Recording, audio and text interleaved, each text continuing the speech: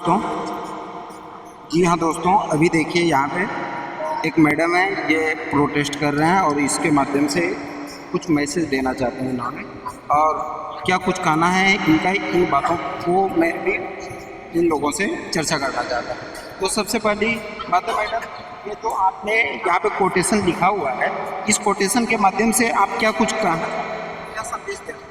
मैं पहले तो सबसे पहली बात बोलना चाहूँगी कि इस प्रोटेस्ट को जितने हो सकते हैं ज़्यादा से ज़्यादा लोग ज्वाइन करें, क्योंकि ये सिर्फ एक इंसान का मुद्दा नहीं है या एक सिर्फ एजुकेशन का मुद्दा नहीं है, ये हमारे पूरे देश का मुद्दा है। एजुकेशन जो सबसे बेसिक चीज़ होती है, जो मतलब लोगों को जागरूक होना चाहिए इस चीज़ के लिए कि अगर एजुकेशन नहीं है तो वो कंट्री आगे कैसे जाएगी। अगर करप्शन ऐसा ही चलता रहेगा एजुकेशन में तो कैसे जाएगी। जैसे हमने लिखा है कि लिविंग इन अ नेशन जहाँ पे हमें अपने बेसिक राइट्स के लिए अपनी लाइफ को रिस्क पे रखना पड़ रहा है, जहाँ पे सर को अपनी लाइफ, इतने बड़े साइंटिस्ट है, इतने बड़े इनोवेटर है, वो क्या क्या बनाया, उनको नोबेल प्राइजेस मिल रखे हैं अलग, उसमें वो कहीं भी जाके रह सकते हैं। वो ये हंगर स्ट्राइक में बैठे हुए हैं। यहाँ पे लोगों का मुद्दा यहाँ पे आप सुन रहे हो कि कितने बार वो पानी पीने गए, बाथरूम में बैठ के खा तो नहीं रहे, यहाँ पे ये लोग क्या कर रहे हैं, आप क्यों आए हैं, आपके पिता क्यों आए हैं, तो कौन आएगा इधर, हम नहीं आएंगे। तो अगर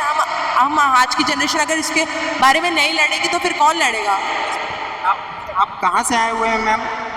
मैं वैसे उत्तराखंड से हूँ, पर मैं अभी दिल्ली में रहती हूँ कॉलेज में। प्रोटेस्ट के लिए आप वहाँ से आए हुए हैं प्रॉपर? जी, मैं कॉलेज करती हूँ, मैं यहाँ कॉलेज करती हूँ, तो प्रोटेस्ट में आना तो बहुत ज़रूरी है, सबका ज़रूरी है यहाँ पे।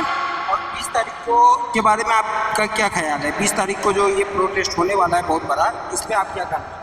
ये हमारा दूसरा स्टेप है। पहला तो यही था कि सबको आना चाहिए था, और 20 दिन हो गए हैं, आंखें तो खुल जानी चाहिए थी अभी तक, जो कि अभी नहीं खुली है। मेरे को पता नहीं समझ में आ रहा, पूरा सोशल मीडिया हर जगह, सब जगह बात फैली हुई है। लोग अदर अदर स्टेट से लोग यहाँ पे आ रहे हैं, तो इतना तो है नहीं कि इनको कुछ पता नहीं है, कि एजुकेशन मिनिस्टर को पता नहीं है क्या चल रहा है, पीएम सर को नहीं पता कि क्या चल रहा है, सबको पता है। तो हमारा सेकंड स्टेप यही है कि अब हम पार्लियामेंट जाएंगे, उनको अगर हमारी आवाज़ नहीं सुनाई दे रही है तो हम उनके पास जाएंगे और अपनी आवाज़ सुना के आएंगे। जब लाखों एक साथ जाएंगे ना, तब उन्हें पता चलेगा कि एकता की शक्ति क्या होती है। जब सब जाग जाते हैं तो क्या होता है। आपको क्या लगता है मैम, ये एजुकेशन सिस्टम में सिर्फ एजुकेशन में क्या क्या बिगड़ा हुआ है और क्या सुधारा जा सकता है? इसके मैटर में भी यदि आप कुछ कहना चाहें तो 2 मिनट में अपनी बातें बोल सकते हैं। क्या चेंज होना चाहिए, तो सबसे पहले तो ये जो पेपर लीक हो रहे हैं, बच्चे साल भर बैठ के पढ़ते हैं, पूरा साल एक रूम में मैं बता रही हूँ, मैं कॉलेज जाती हूँ, मैं 1 दिन 2 दिन घर में रह सकती हूँ, ज़्यादा मैं घर में नहीं रह सकती हूँ। मेरी फ्रेंड है जो नीट का एग्ज़ाम दे रही है, वो 2 साल से नीट का एग्ज़ाम दे रही है। कंडीशन उसकी कैसी है, मेंटल स्ट्रेस उसका कैसा है, वो हमसे बात नहीं करती है, हमको पता है वो कैसा फील होता है। एक ही जगह में 6 महीना साल भर बैठे रहना, कहीं बाहर ना जाना, कुछ ना कर पाना, या नहीं समझ सकता वो बच्चे आपने देखा हो। और यहाँ पे अगर आप आएंगे ना, लोगों को देखेंगे, एक यहाँ पे अंकल आए हैं जिनके 16-17 साल का बच्चा था, उसकी डेथ हो गई है। तो उनके पापा क्या बोल रहे हैं, उनका कहीं मन नहीं लगता, वो कुछ सोच नहीं पाते। वो जो काम में जाते हैं उनको बोलते हैं मेरा कोई दिल नहीं करता, मेरा सिर्फ मन करता है मैं मर जाऊँ।